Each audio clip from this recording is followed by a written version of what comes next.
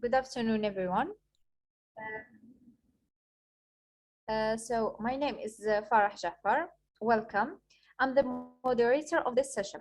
Now we have reached the 7th and the last webinar for this event with the title of Carbon Capture and Storage, presented by Mr. Ian Phillips.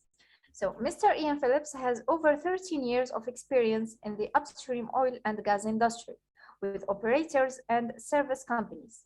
In 2007, he became a founding director of CO2DeepStore Limited, now Payblue.Energy Limited, the first company specially seeking to deliver CCS as service. He holds a master's degree in Petroleum Engineering from Heriot-Watt University and a Master of Business Administration. He is also a fellow of the UK Energy Institute and is a Chartered Petroleum Engineer. Mr. Ian Phillips recently completed 4 years as chair of SPE Aberdeen Section and was previously North Sea Regional Director on the SPE International Board. He is also an SPE Distinguished Member. I would like to remind you that the session is being recorded and will be shared on our YouTube channel. I would also like you to fill in the attendance sheet that will be shared in the chat box below. So welcome, Mr. Ian Phillips. Welcome everyone again. So the mic is yours. Well, Farah, thank you very much indeed for that introduction, and for quite so many people for joining us. I'm delighted to be here. So one moment and I will just share my screen and I will get underway.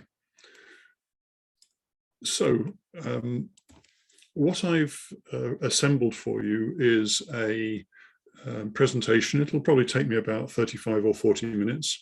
And I'm going to talk about, I guess it's a bit of a follow-up for a presentation which I made to the same student chapter a few weeks ago, which was about the energy transition.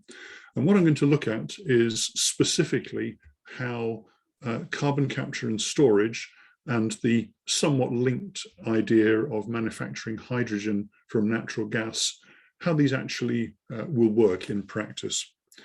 So the presentation is arranged into 4 parts. So I'm going to talk just a little bit about what it means when you say we're going to make hydrocarbons low carbon.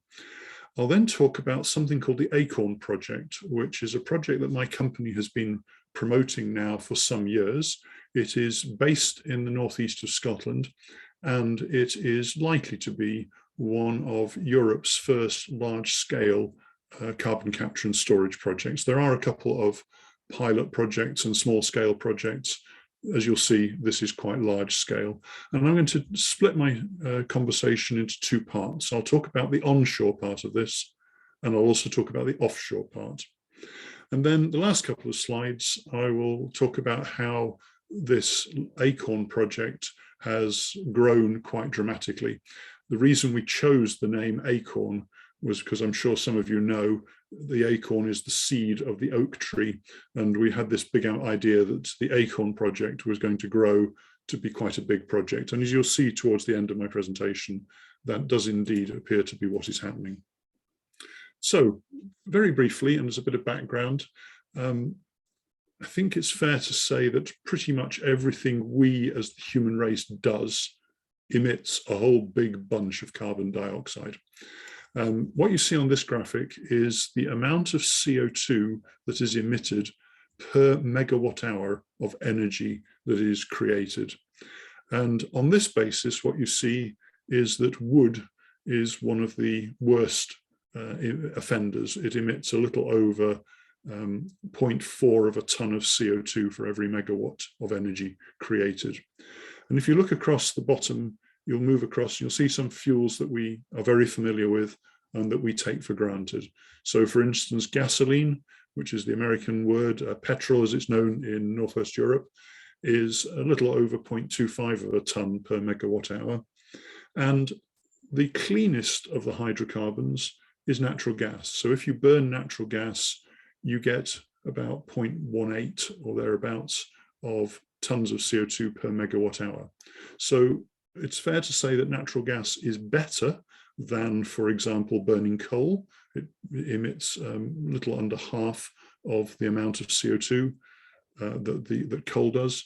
But let's be clear, this is not zero hydrocarbons, zero emissions hydrocarbon. It's just better than some of the others. Another way of looking at emissions is to look at the tons of CO2 that is produced per ton of the fuel that is actually burned. And now the picture looks quite different.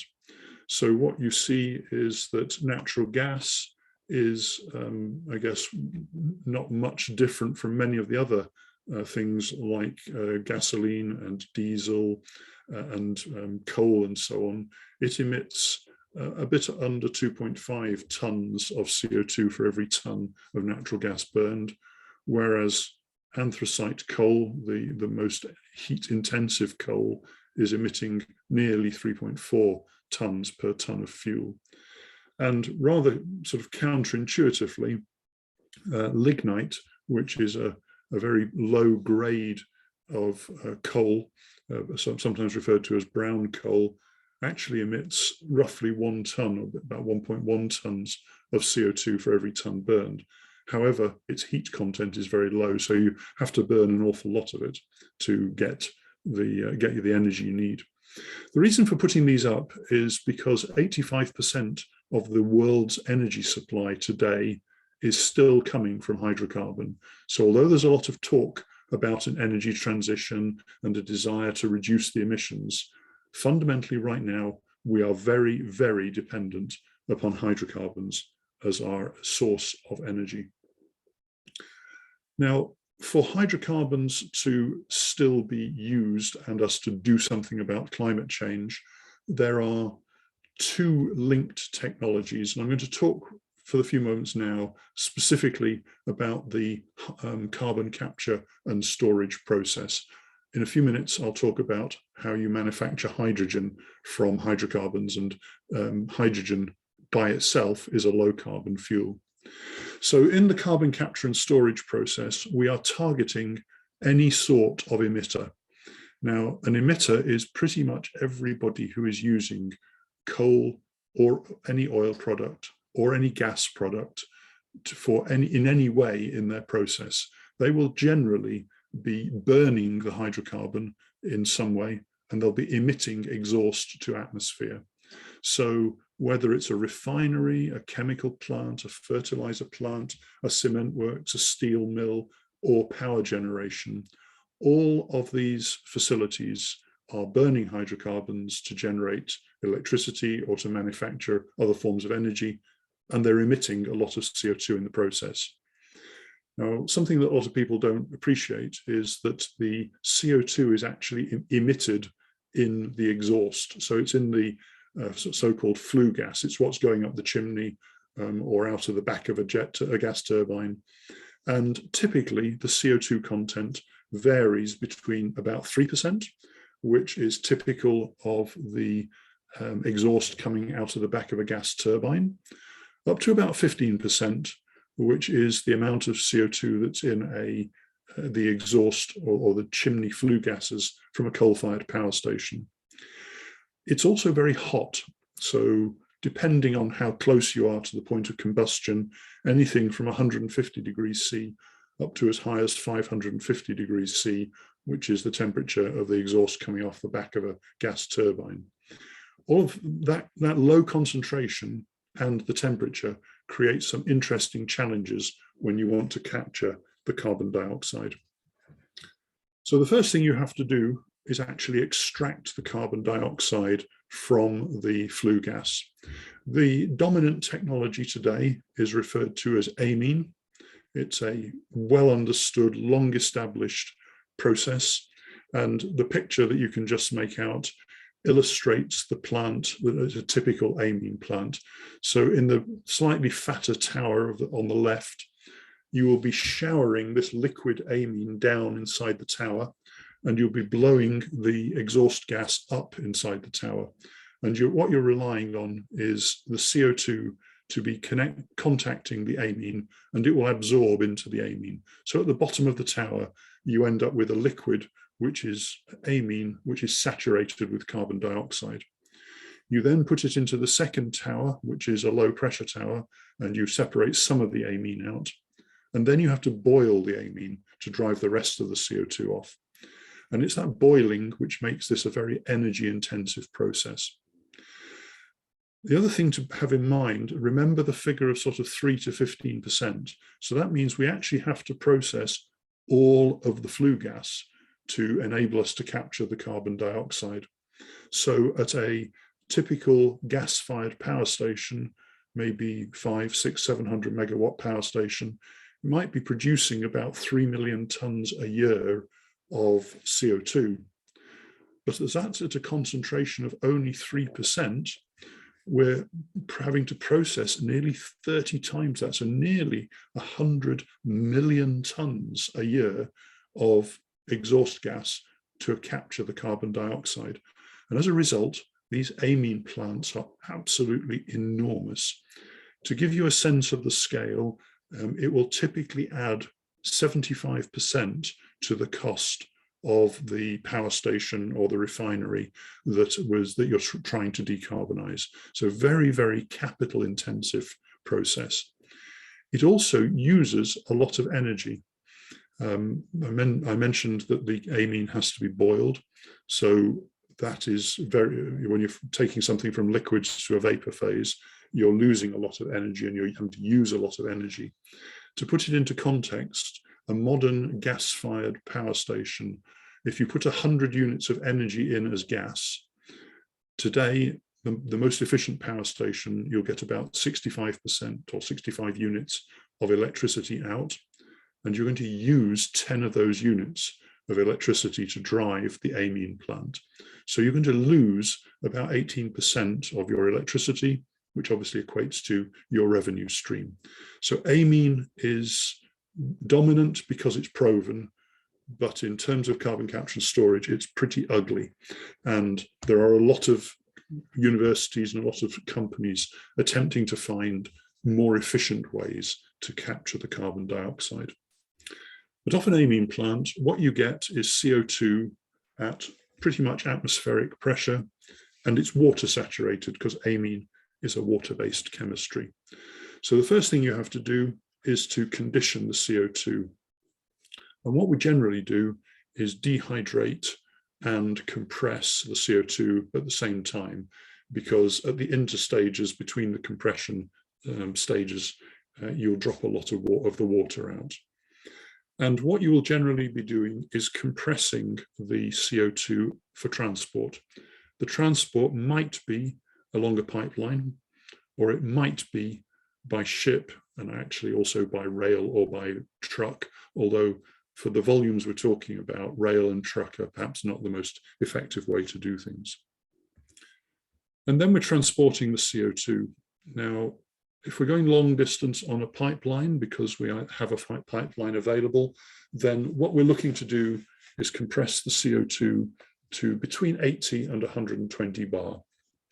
So the 80 is kind of the bottom of the range, because the CO2 becomes a liquid at about 75 bar.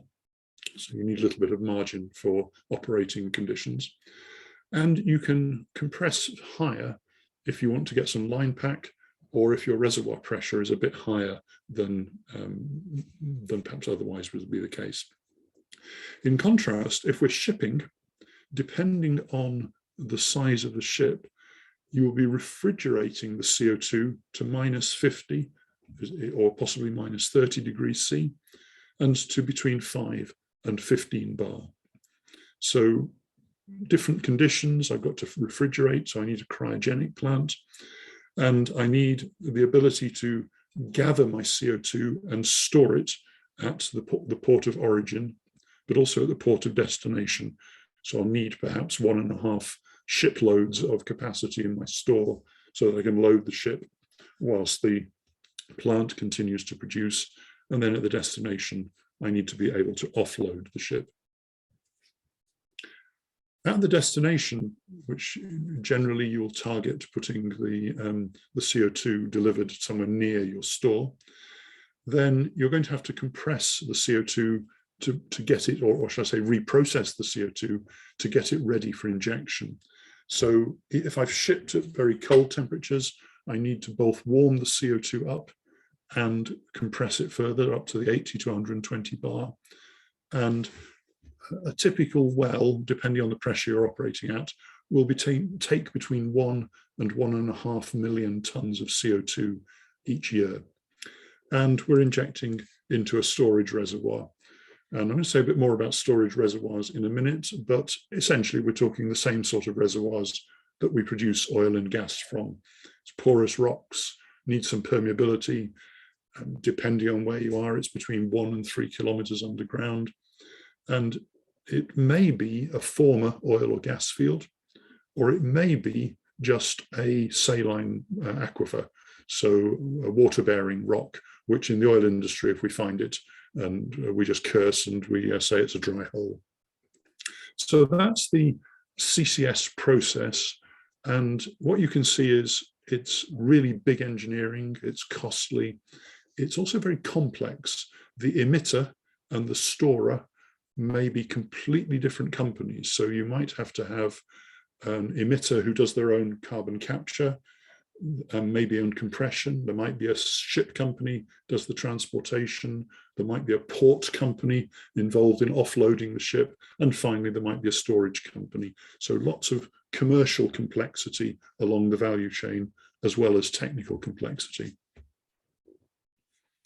So that gives you a bit of an overview of the sort of quantities of carbon dioxide that we're talking about and the CCS value chain.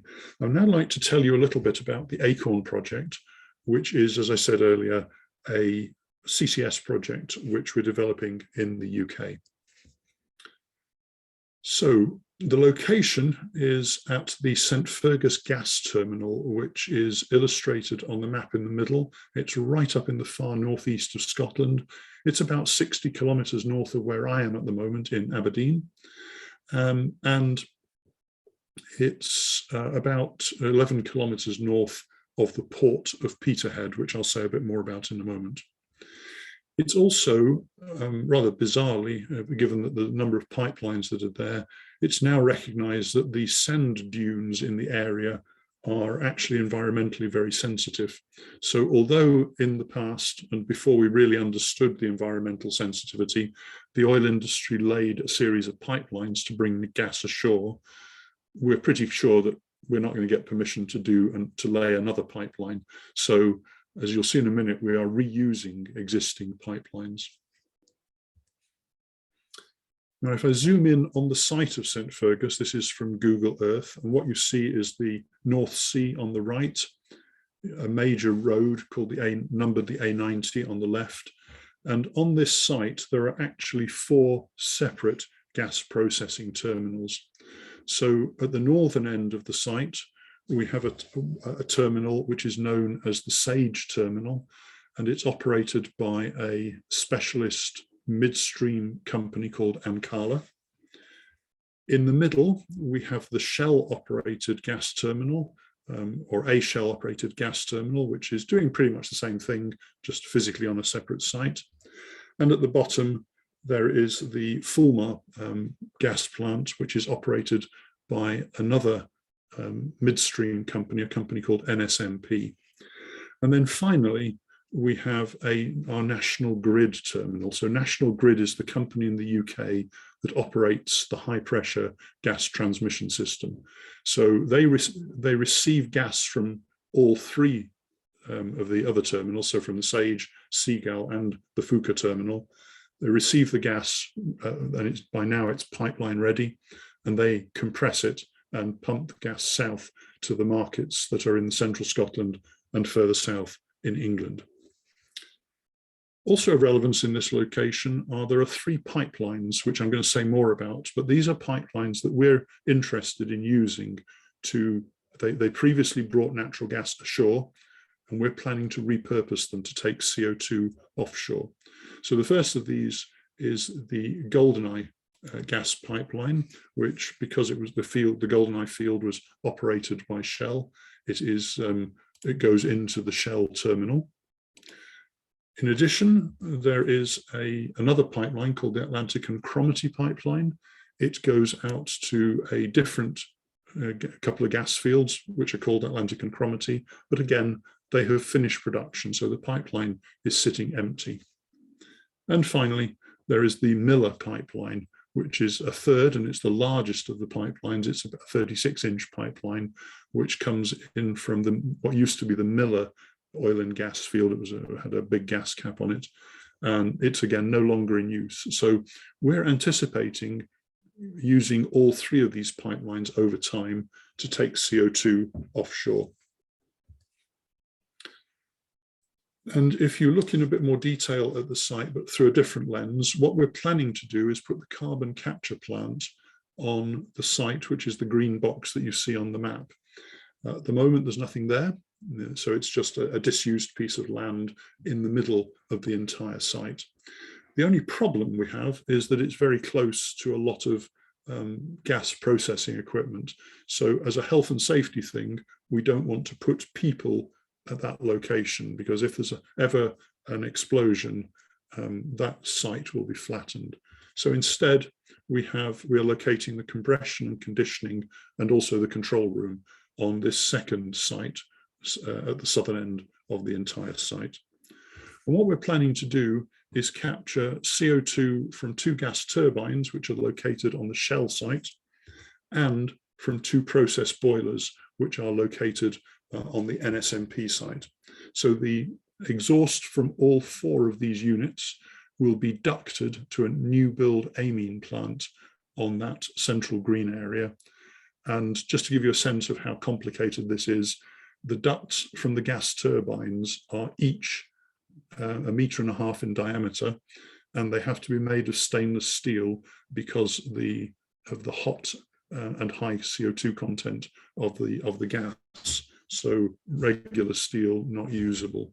So just quite a challenging thing to do, carbon capture.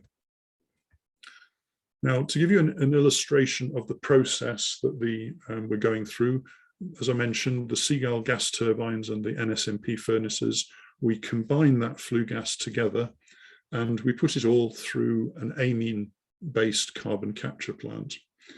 So what comes off the end of that is atmospheric pressure CO2 that's completely water saturated. So we do a combination of dehydration and compression. The CO2 then goes into the pipeline and is sent offshore into the Acorn storage site. Because of the temperature of the gas coming off the flue of the turbine and the boiler, the fact we need a lot of heat in our carbon capture process, to make things efficient, we recover much of the heat from the turbines, from the exhaust gas, and we use that to reduce the energy demand. In addition, at the site, we've identified some other local sources of CO2. So we're planning to capture CO2 from a nearby gas-fired power station, from a hydrogen plant, and we're also planning to build one of the world's first industrial scale direct air capture plants, where you literally suck CO2 out of the air as a way of dealing with climate change. In addition, we will be bringing CO2 in from elsewhere, from shipping. We will, as you'll see in a minute, we'll be shipping some CO2 in, and also up a pipeline from a central part of Scotland, where there's a lot of industry. So quite a lot going on, but the heart of this is the capture of the CO2 at St. Fergus.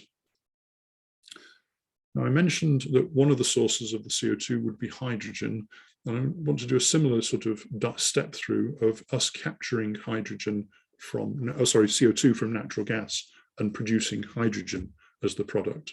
So we bring in natural gas from one of the gas terminals. We actually have to clean it up a little further, because gas which is acceptable for a national gas supply has actually still got some contaminants in it, which will completely trash the catalysts that we need to use in the hydrogen manufacturing process. Now, the hydrogen manufacturing process that we're planning to use is produced by a company called Johnson Matthey, and a bit unusually, it's a two-stage process. So the first stage, we mix the natural gas with extremely high temperature steam, and we start a process of breaking down the hydrocarbon molecules into hydrogen and carbon dioxide. We then go through a second stage where we burn some of the natural gas by injecting oxygen, and the step up in temperature breaks down some of that natural gas to produce hydrogen. So what comes off the end of this two-stage process is, roughly speaking, a 50-50 mixture of CO2 and hydrogen. We actually use an amine plant, very similar to the one that I showed on the previous screen, but of course it's now got a different duty. It's just separating a much simpler fluid. It's really basically hydrogen and carbon dioxide, but it's the same fundamental technology. So the hydrogen that comes off this process has got a little bit of contamination in it. In particular, it's got a bit of carbon monoxide in it, which is toxic. So we need to purify it by removing the carbon monoxide. We then have pretty close to pure hydrogen, which we then send by pipeline to the consumers. And the carbon dioxide, which comes off the process, is, as before, dehydrated and compressed and sent down the carbon dioxide pipeline to the Acorn storage site.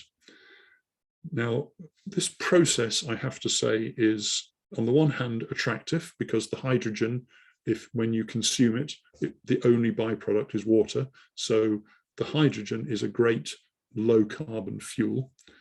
However, I'm going to be putting in 250 megawatts of energy as natural gas, and I'm going to end up with 200 megawatts. So I'm going to lose about 20% of the energy content as I get to the hydrogen.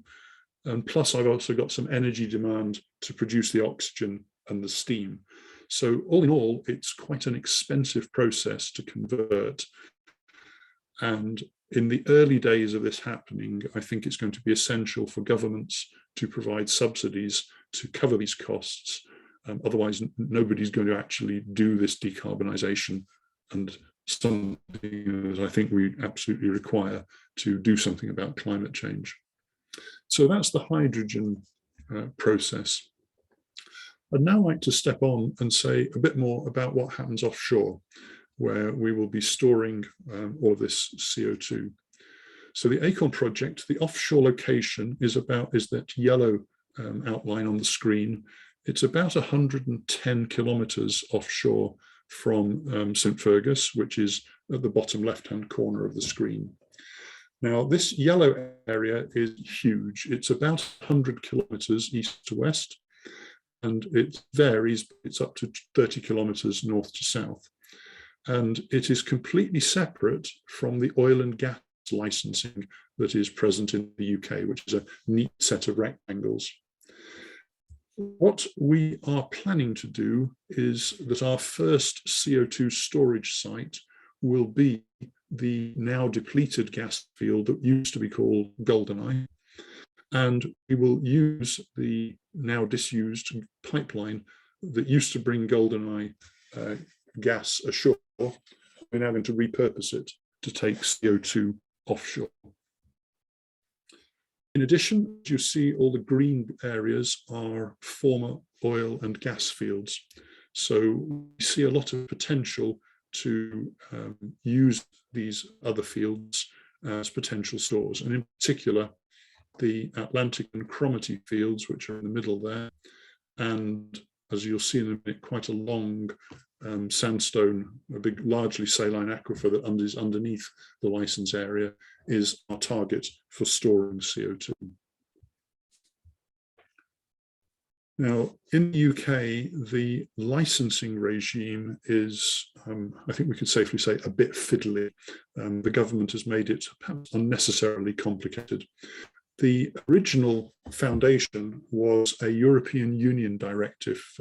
Although the UK has now left the EU, obviously we were part of it for about 40 years. So what happened in the EU was, if a directive was drafted, each country had to turn that directive into its national law.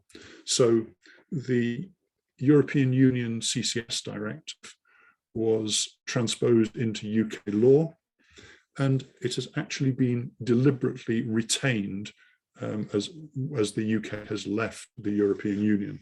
So essentially, the UK has got the same legal framework for carbon storage that the rest of the European Union has.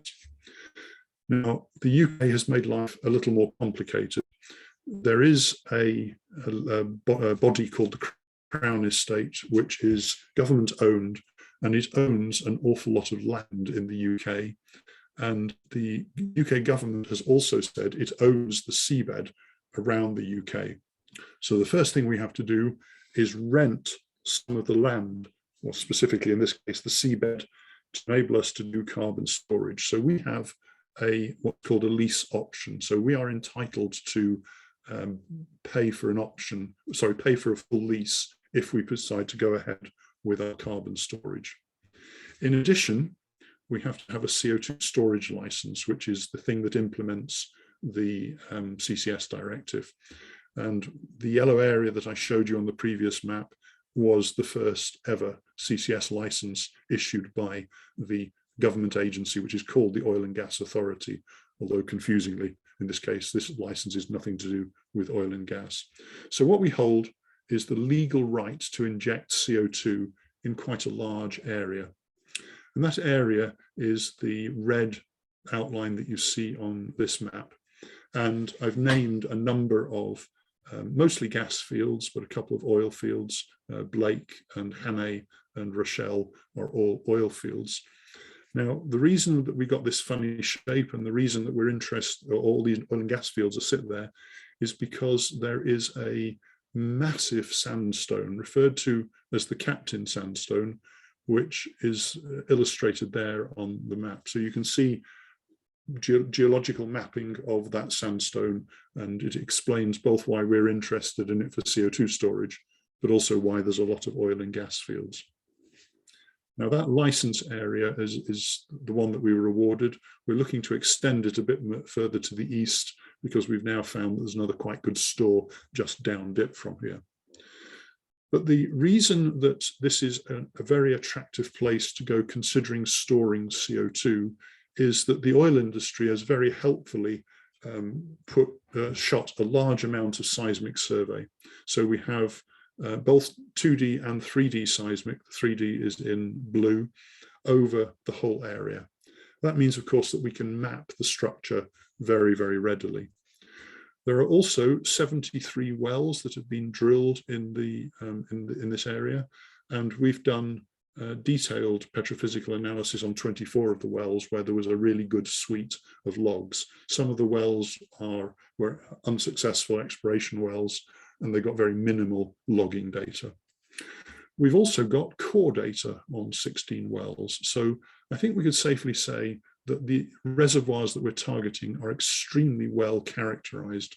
Obviously, aside from all this static data, we have the dynamic data for production. So we are really very comfortable that we understand this reservoir in considerable detail. Now, this is a cross section through the same sand. So the green is the Captain Sandstone, and you can see that the Goldeneye field, which is the structure that we're targeting for our first storage, is at about 2.5 kilometers, so about 2,500 meters below the surface. The sandstone moves up dip, so at its shallowest, it's at about 1,700 or 1,800 meters depth. And over time, we expect to add some additional wells to inject CO2 into the gas fields at Atlantic and Cromarty. And over a lot of time, we expect to keep injecting, and the CO2 will then leak out of the original structures into the aquifer. And CO2 generally will dissolve in the water in the aquifer, so it's not going to go very far, but it is a potential way of increasing our storage capacity is to start to use the aquifer as well as the depleted gas fields. Now, those of you familiar with oil and gas will be aware of the concept of proven, possible, and probable and possible reserves. Well, the SPE has come up with a very similar structure for CO2 storage capacity. So what they've referred to them, if you work from the bottom up, there is prospective storage resource with a P90, a P50, and a P10. There is contingent resource, and finally there is capacity. And capacity is split into proved, probable, and possible. So you can see how as you do more work, you drill more wells, you obtain more seismic, and eventually you drill your injection wells, that you're going to move your reservoir up to the top left-hand corner, which is commercially viable and proven reserves. So the position that, so discovery would happen around about there, and your financial investment decision happens about there. So you start at FID, you're moving things from contingent into proven. And what we have is that within 50 kilometers of the pipelines that go into St. Fergus, we estimate that we've got about 20 gigatons of CO2 storage. Now that is 20 billion tons of storage capability. Potentially a huge amount of CO2 can be disposed of. But look where it is in the blue box. So some of that is reasonably well understood. So as an example, the GoldenEye gas field is contingent storage. We know where it is, we know how big it is, but we haven't actually invested any money to enable us to take it into the proven category. But some of it, this storage capability, is quite speculative. It's on perhaps poor quality 2D seismic mapping of aquifers which are not yet developed. We've not yet really done much work on them. So relatively speaking, a lower level of certainty. But you can see the concept is very, very similar to oil and gas. And what we're planning to do is take the storage resource that is in the Acorn license area, plus the the one we know much more about, which we're now calling Acorn South, but used to be called GoldenEye. And we're looking to move everything up into that top left-hand corner so that we now will have resource which is available for injection. So I think any of you are familiar with oil and gas and proven, probable, and possible reserves will recognize the same sort of concept, the same sort of structure of working up an asset to the point where you have a proven resource. That leads me to say a little bit about what makes the best CCS stores. And there's no doubt that old hydrocarbon fields are very much the best. They've got excellent data, you've got seismic, you've got logs, you've got core, you've got production history. But there are some issues. It can be quite a complex fluid pattern, particularly if you have an oil field and you've injected water into the oil field, then, as you know, the highest permeability streaks win, and the oil is in some bits of the reservoir, water's in some bits. So your ability to predict your storage capacity is not so good. In contrast, a gas field is generally much simpler. We've generally just put it on depletion production, and we've put compression at surface to maximize the recovery. So you've essentially got an empty tank which you can put the CO2 into. And as a result, my favorite of all of the potential storage reservoirs is a depleted gas field. The other big issue you've got is that you've got penetrations through the cap rock. So, if you think about what we're trying to do with CCS, our aim is to dispose of the CO2 underground so it never comes out again. So what we want is the cap rock to be sound.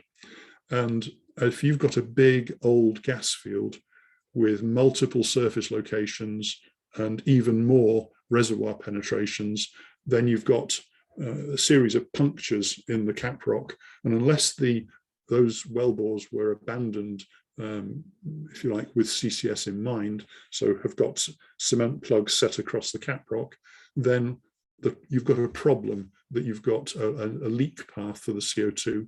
So actually some of the biggest reservoirs are least useful.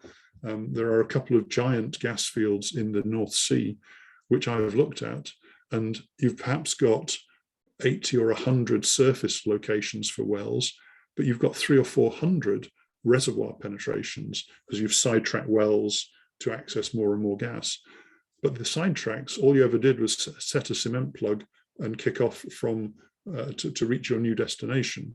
You didn't bother to block off and seal the cap rock. And of course, if now I'm coming along wanting to use it for carbon storage, I've got quite a challenge. Now that all those comments relate to hydrocarbon fields. Oh yes, last point. Some very old exploration and appraisal wells, if the abandonment of those was poor, you've also got another problem of another puncturing of the cap rock. But the other type of store is an aquifer. Now, this is generally much larger, but it contains salty water.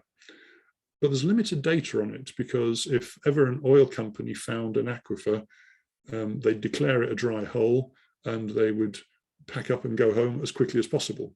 So there is, relatively speaking, little data on these aquifers.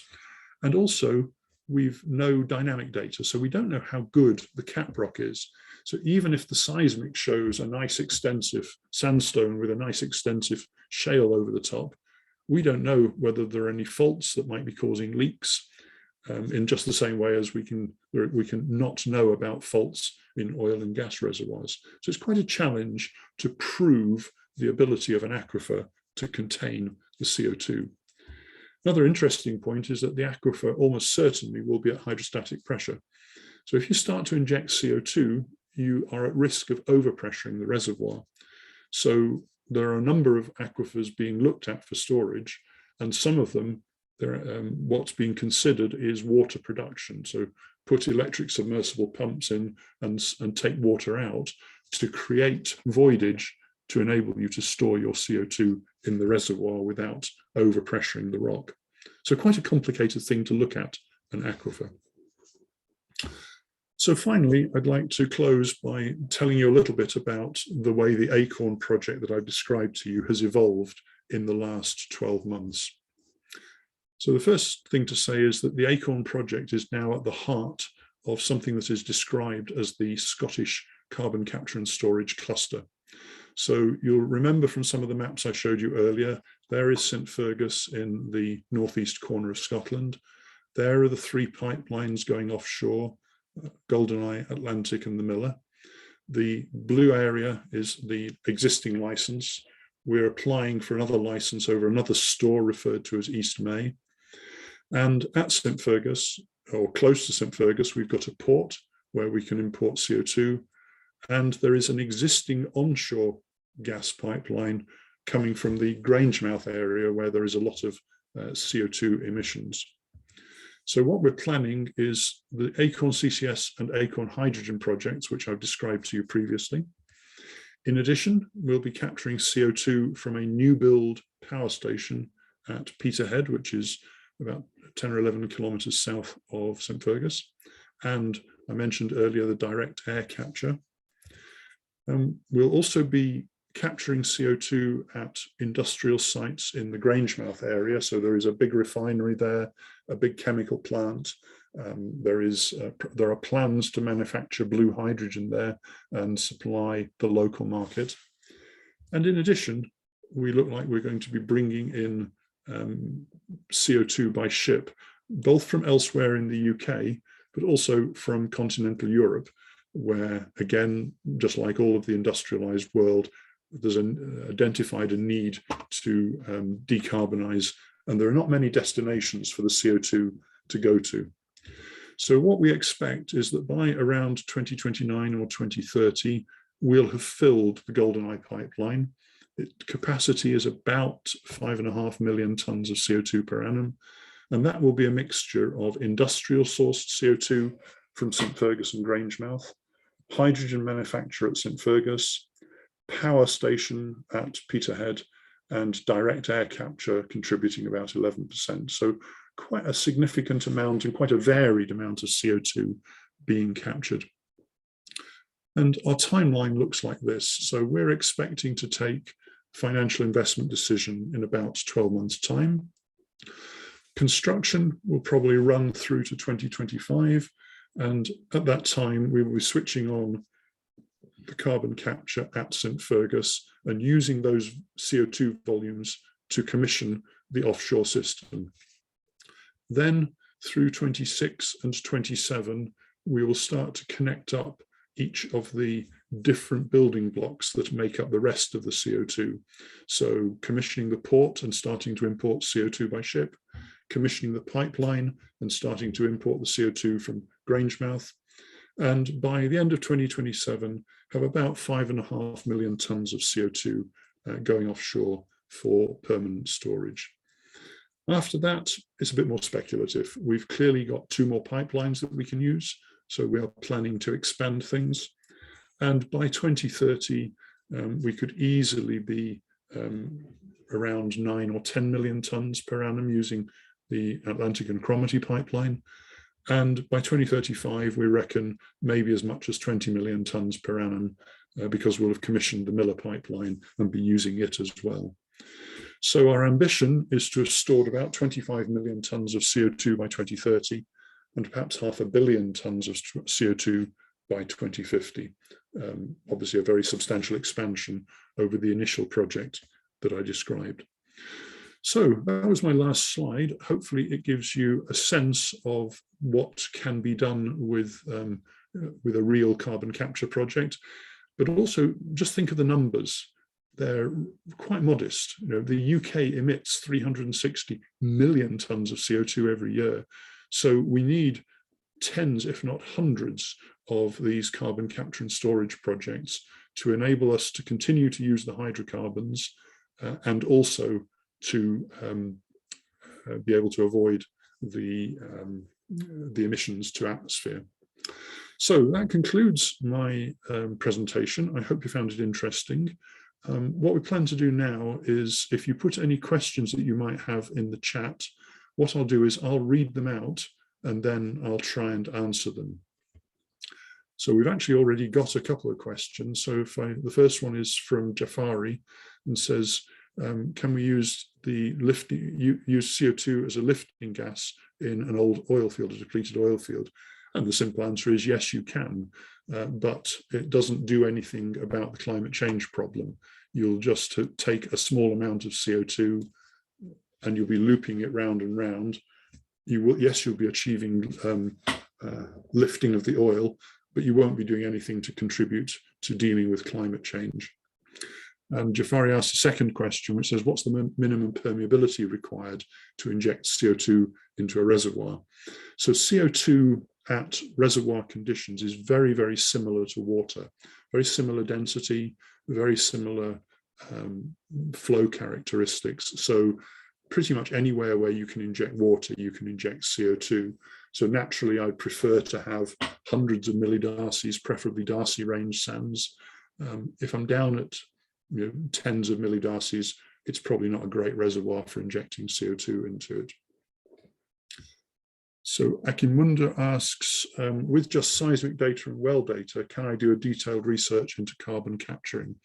So the answer is no, because the seismic data and the well data is only going to help you on the storage bit of the project. The capturing of the CO2 is actually quite a separate thing, which is more of a process engineering sort of problem. But yes, if you're considering doing carbon storage, you need seismic data, so you need geophysicists, you need geologists to help you understand the distribution of the sands. If you've got historic production, then you probably need your friendly neighborhood reservoir engineer to work with you. And you can run simulation models. Most of the standard simulators can handle CO2 injection, and you can look at how your CO2 injects, how it moves around the reservoir, what happens if you get to the point where you've filled the reservoir and you get to the spill point. Well, you can actually model what happens if the CO2 goes beyond the spill point, which might be quite an acceptable thing to do. Yes, you can use that seismic data. So Ayan asks, can CO2 injection into a depleted gas reservoir help to recover some of the remaining gas? So it's an interesting question. And I think the answer is that on a larger field, yes, because you could inject the CO2 at one end of the field and it will be a dense phase liquid. If your reservoir is quite low in pressure, the CO2 will actually flash over and become a gas for a while. So it will tend to displace more gas. So, simple material balance would suggest to you that you would, as long as you're only producing from the other end of the gas field. So if your field happens to be long and thin, inject at one end, and yes, I'm sure you'll get a bit more gas out at the other end. But remember that there isn't generally much gas left. We will generally have used surface compression to pull the reservoir pressure down to 3, 5, 8, 10 bar or thereabouts. So it would be on a field by field basis that you'll have to evaluate whether the enhanced gas recovery is worth it. But yeah, in principle, you can do that. So looking on down, Muna Keltoon says, thank you for a presentation. Unfortunately, I missed a big part. Does the CO2 interact with the rocks to be a solid mineral? And then we don't really worry about leak through fissures.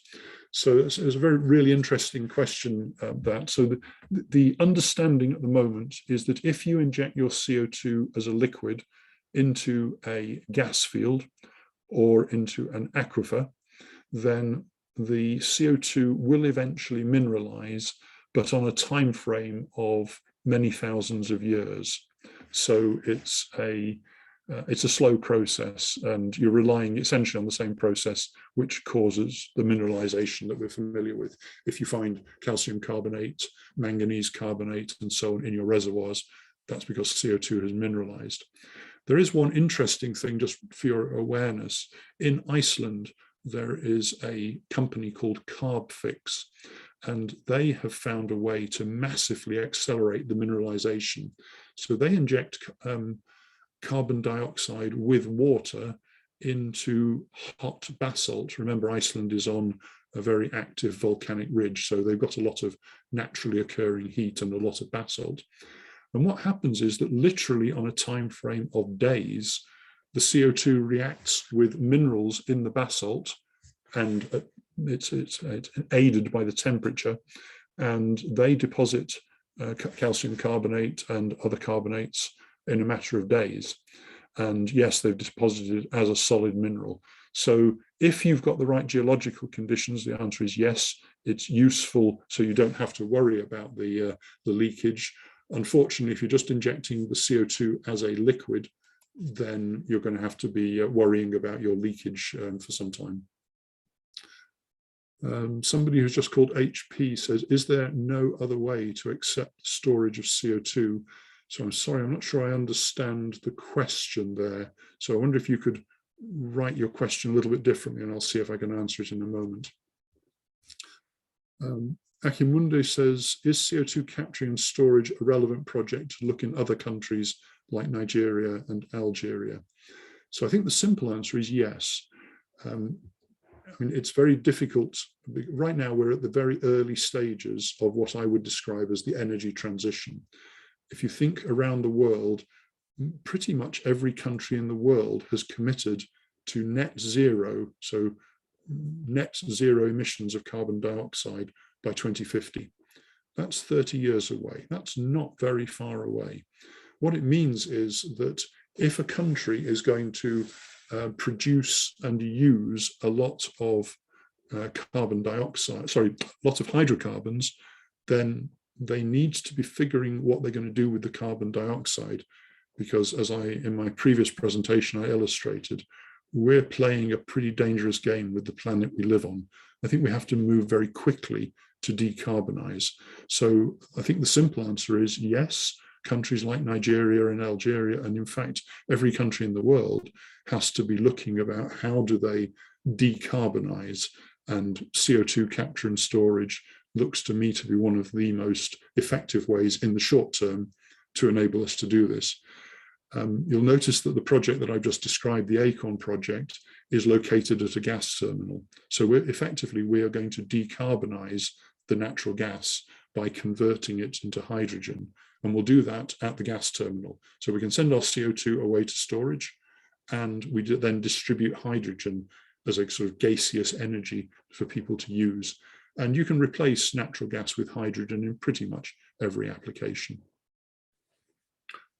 So Jafari says, what's the safest reservoir type to be able to store the CO2? There isn't really a simple answer. It's clearly you need porosity and permeability to inject the CO2. The big thing you need is a seal, because you need, everywhere in the world where there is regulation, what they have done is introduced as part of the regulation, first of all, that you have to prove that your reservoir is not going to leak before you inject anything. So that's where seismic and wells and core data becomes helpful. But then you have to monitor it long term, and you have to fix it if it leaks. And that's quite challenging. The most likely leak path is the wells that you've drilled. So you can monitor those. But if you get leakage through a fault, then you probably end up having to monitor it. There's possibly not that much we can do about it. But then you have to take a view. Most of the CO2 is going to stay in the ground. So we've done something to mitigate climate change. If a little bit leaks, maybe we can live with that. So Muna Khaltoum says, thank you. You're taking a course with Professor Kazemi, and he believes that research can focus on mineralization to solve the leak problem. So, yep, I agree. Sorry, HP's changed the question and said, is there another way to get rid of CO2? Well, I can be a bit cynical here. What used to be called CCS, carbon capture and storage, is now called by many people CCUS, and the U stands for utilization. So it is possible to use CO2 as a raw material to make other chemicals. So to give you an example, there are airlines trying to decarbonize or get to net zero, and they are manufacturing synthetic aviation fuel from carbon dioxide. It takes a lot of energy, but the product is effectively jet fuel. It's a synthetic jet fuel. So they then use the jet fuel in the aeroplane, and they emit CO2 because they're burning it, but it's the same CO2 that was taken in to manufacture the jet fuel. There are also, I've held a brick, for example, that was 60% CO2. So people are looking for ways to dispose of the CO2 that's perhaps more useful. And when your comparison is the cost of CCS, you can actually afford to spend quite a lot of money. The problem we've got is simply the volume, the quantity of CO2. So the Earth emits about 37 gigatons of CO2 every year. So that's 37 billion tons of CO2. The only materials or products that the human race uses that is anything like that sort of quantity is concrete, and the rock that we put into concrete and also into road building. So it's the stones. At the moment, we tend to mine things like limestone. So if we can find ways to dispose of the CO2 by adding it into concrete, and there are some techniques where that is being done, then that's attractive. And doing the same thing, manufacturing limestone so that you've then got a rock that you can use would be very helpful. But at the moment, these are all ideas, or mostly in university labs, as to how to do it. Nobody's doing it at scale. There is a Canadian company that started to try and sell concrete that has been cured in CO2. So you'll be aware that some concrete is poured in on site, but some of it they make precast concrete components. And what they're doing in Canada is actually putting these precast concrete components into a CO2 atmosphere so that they can accelerate the curing, and the CO2 is absorbed by the cement. But fundamentally, I think the challenge we've got is if we want to keep using hydrocarbons, we're going to have to do CCS at very large scale, because the amount of CO2 is just so enormous. So at the moment, that's the last question we've got on the chat. So anybody, any other questions that they would like to ask or anything that they'd like me to expand upon?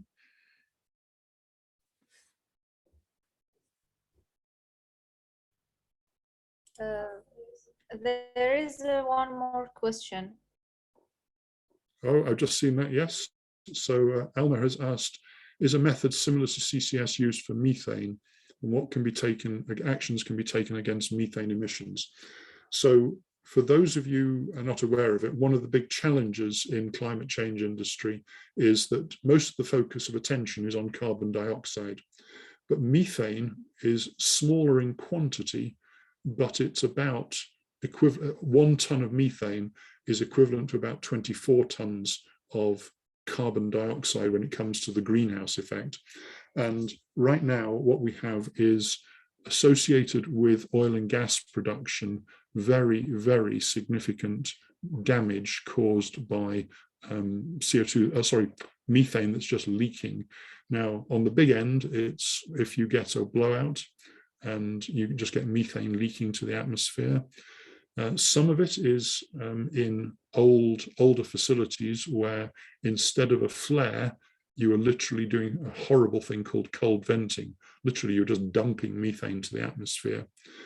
And on a smaller scale, the sort of low-level leaks that we get from pipelines, when a valve leaks, methane is emitted. So all of these are being, there's a lot of concentration on trying to stop the methane leakage. And at the most recent meeting of the United Nations Framework Convention on Climate Change, which was held in Glasgow in the UK late last year, methane got a lot of attention. A lot of countries saying we're going to regulate so that methane emissions have to be reduced, and we will provide penalties on companies where methane leakage occurs. So methane is absolutely getting a lot of attention, but I think realistically, the sort of methane, we're talking about accidental leaks. It's not something where you're planning to put methane in the atmosphere. So I think it's unlikely that we will use CCS type techniques to capture the methane. We're more likely to do it by improving maintenance and engineering and trying to minimize the amount of accidental venting of methane to atmosphere.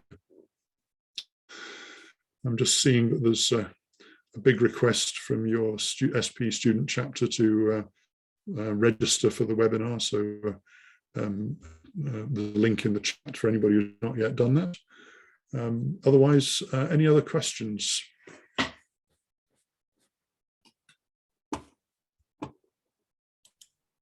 Okay, so I guess that was all for the questions. Thank you so much, Mr. Ian. It was a pleasure having you for the second time with us. It's very kind of you to say so. So I will actually attend to closure this event. So I would like to thank everyone and every participant and each one of our lecturer in participating in our geoscience event. We reached the final and the final day and the final webinar for that we're going for 3 days in a row. So I would like to thank you all, and thank you so much again, Mr. Ian. As for the participants, please don't forget to fill in the attendance sheet below. Your certificates will be shared later on your emails. We will send you your certificates once they are ready. So stay tuned because there are so many events that are coming forward. And have a nice day, everyone. Thank you so much for attending. Okay. Right. Bye-bye, everybody.